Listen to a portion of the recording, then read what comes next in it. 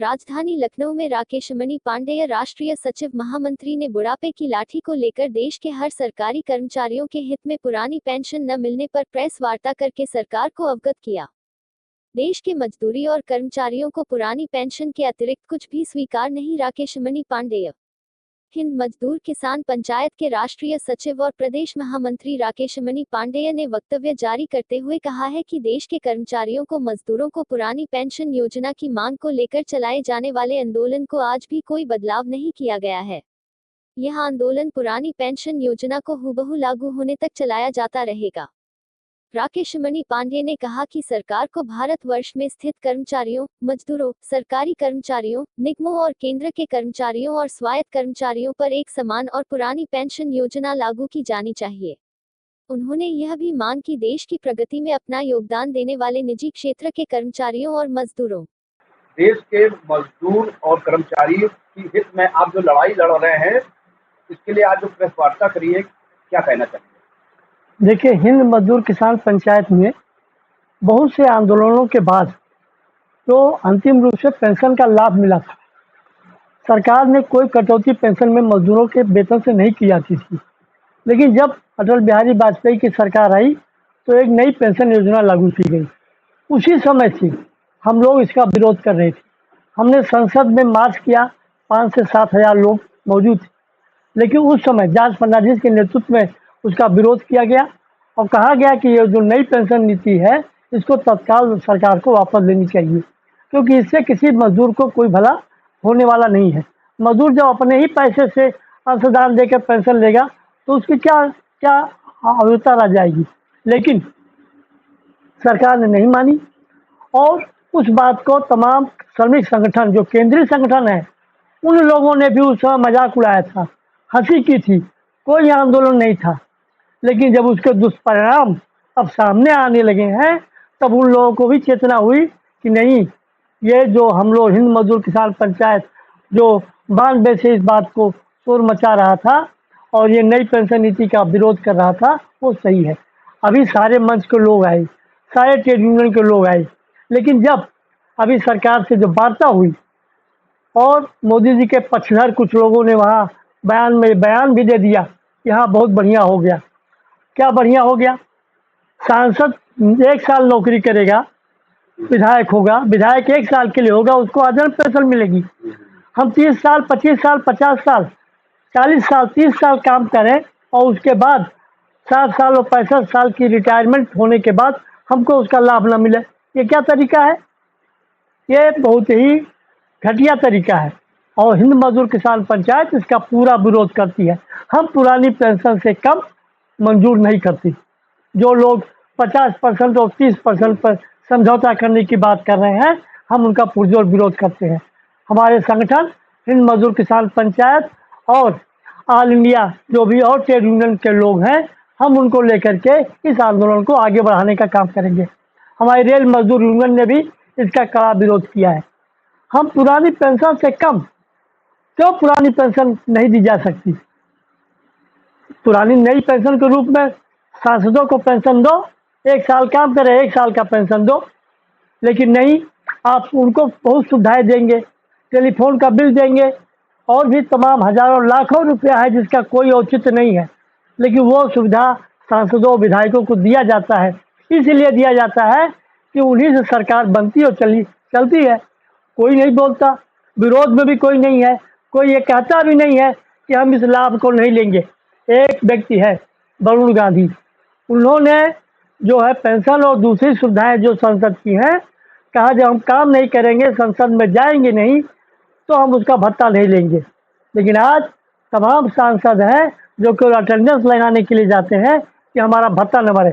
तनख्वाह तो अलग है और तमाम सुविधाएं हैं, लेकिन हम जो हमारी हिंद मजदूर किसान पंचायत की कार्यकारी है, राष्ट्रीय कार्यकारी है, इसने तय किया है कि हम पुरानी पेंशन योजना से कम पर कोई बात नहीं करेंगे। कुछ हैं सरकार के चापलूस जो बहुत खुशियां मना रहे हैं, अखबारों में विज्ञापन भी दे रहे हैं, वक्तव्य भी जारी कर रहे हैं कि हमने बहुत कुछ करा लिया। कब शुरू हुआ ये आंदोलन? कब शुरू हुआ? हिंद मजदूर किसान पंचायत ने सबसे पहले शुरू की। सबसे पहले पत्रक संसद में रैली, उसका रिकॉर्ड है। हमने किया, संसद में प्रस्ताव पास करके दिया कि हम पुरानी पेंशन को बदला ना जाए।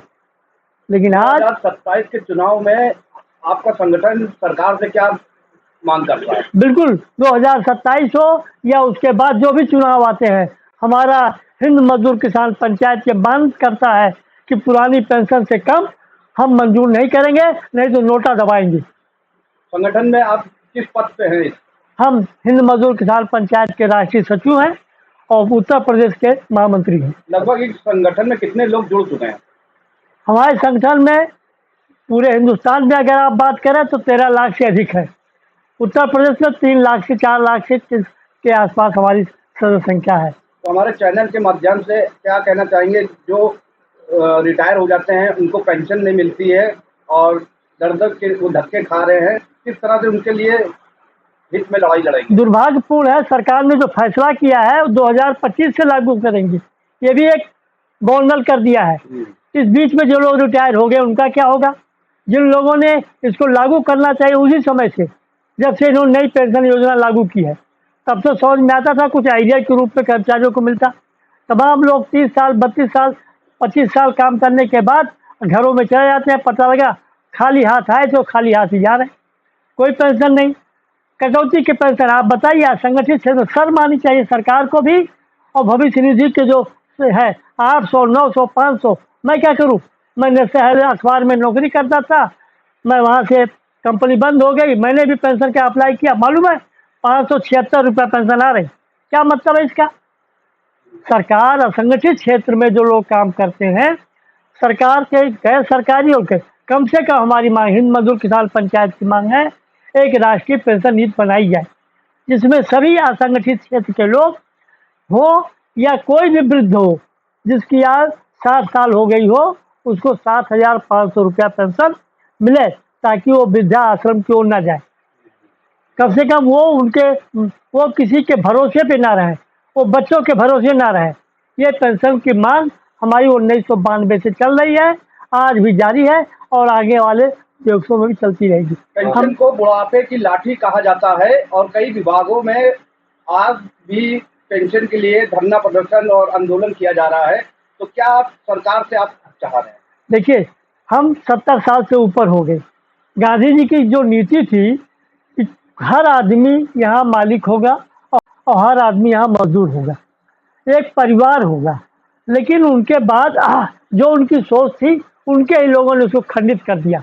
आज सफ़ेद कोट काला कोट, सफ़ेद व्हाइट कलर का मजदूर और काला कोट का मजदूर आज कई भेदभाव बच दिया है। आज सरकारी कर्मचारी अपना संगठन नहीं बना सकता, निगम के कर्मचारी अपने संगठन अलग बनाए हैं, असंगठित क्षेत्र के लोग अलग संगठन बनाए हैं और सार्वजनिक क्षेत्र के लोग अलग संगठन बनाए हैं। ये सब चीज़ें सरकार भुलावे में रखती है, बुढ़ापे की लाठी है। सरकार की नीति थी, ये गांधी जी की भी नीति थी। जब ये कानून बना था, पेंशन नीति जब लागू की गई थी, तब ये तय किया गया था कि इस तरह का पेंशन हम पूरे देश में आम जन तक पहुंचाएंगे। ये है, विधान में भी है, संविधान में भी लिखा है और पेंशन नीति की जो अवधारणा है उसमें भी ये कहा गया था कि क्यों सरकारी कर्मचारी नहीं रहेंगे, इसमें सारे वो लोग रहेंगे जिनकी उम्र 60 से 65 साल के बीच में हो जाएगी।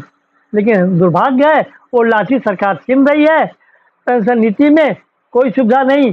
हम लोगों को वृद्धा में जो 60 साल से ऊपर के लोग थे, उन्हें रेलवे में 25% सुविधा दी जाती थी, वो भी खत्म हो गई है।